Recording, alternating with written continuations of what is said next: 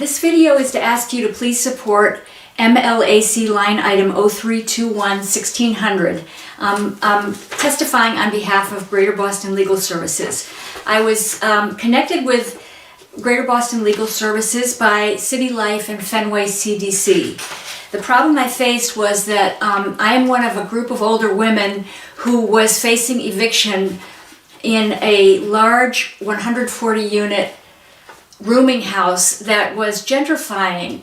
In order to gentrify, they terminated the leases of 75 to 80 women over 50 years old in order to fill their rooms with students. Most of those women, when their leases were terminated, left, but a group of us remained and appealed to Greater Boston Legal Services, Nadine Cohen and Margaret Turner for help.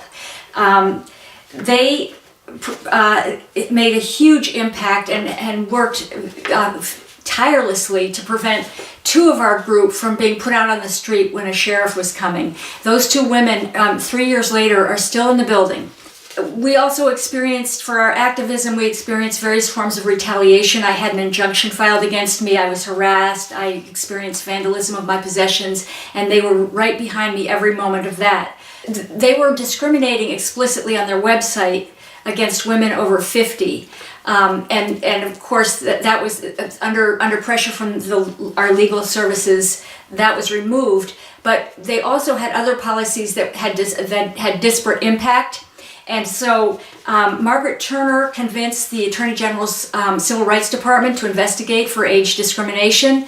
And that investigation, she gathered evidence, she set up testimony, she guided that process.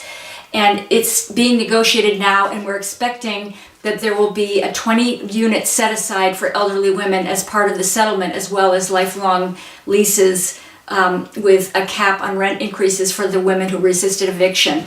She also has written and convinced the Public Charities Division to investigate for abandonment of a charitable mission. So the outcome is that none of the women have been successfully evicted from the building.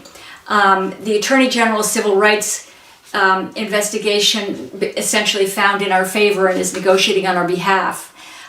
They also processed in Mass Commission Against Discrimination, and probable cause was found for 2 women so far for age discrimination by disparate impact policies. And of course, we don't know the results yet of the public charities, but we expect that will result in a return to its charitable mission, going back to below market rents, and possibly even transferring the building to a responsible nonprofit. In addition to all the legal work that they've done, they also got very involved in assisting and supporting political organizing work that was centered in Fenway CDC, including communicating with the Mayor's Office of Housing, of Neighborhood Development, and around various protests and efforts with the press. So these lawyers, Nadine Cohen and Margaret Turner, have gone way beyond any possible.